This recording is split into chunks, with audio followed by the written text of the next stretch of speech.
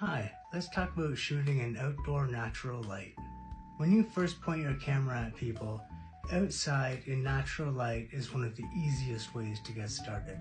Choosing the right lens is key. A longer focal length is better, as a wider focal length will introduce distortion in your subject's facial features.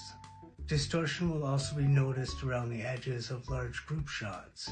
Shoot in manual or aperture priority modes, as taking control of your aperture and depth of field is key to getting that nice blurry background in your photographs.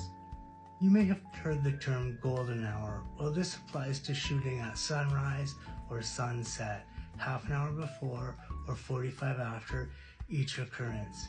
This will provide the best, most flattering light for your portraits. Taking portraits of individuals may be one of the most rewarding aspects of photography I have found to date. Some tips that I have found helpful over the years are getting in close to your subject and using a wide aperture to blur the background as much as possible, creating a nice separation between your subject and the background. Be sure to set your camera's focus to the eye nearest the camera. To avoid deep dark circles or squinting eyes, place your subject in the shade if you can't shoot in the golden hours of the day. You can also try shooting with the sun behind your subject and using a reflector or fill flash to balance your image. For group shots, I would set the aperture to a larger, more narrow aperture like f5.6 up until f11.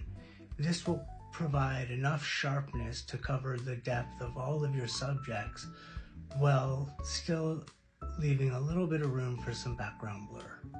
Position the group so that their headshots vary in height. Avoid asymmetrical lines throughout your photograph when shooting in groups, tallest to smallest, vice versa.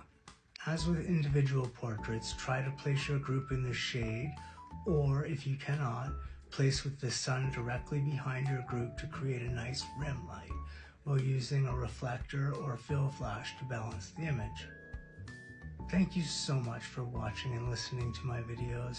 It means the world to be able to share the knowledge I've acquired over my 20 years in photography with you in hopes that you could get better and share some of my love of photography as well.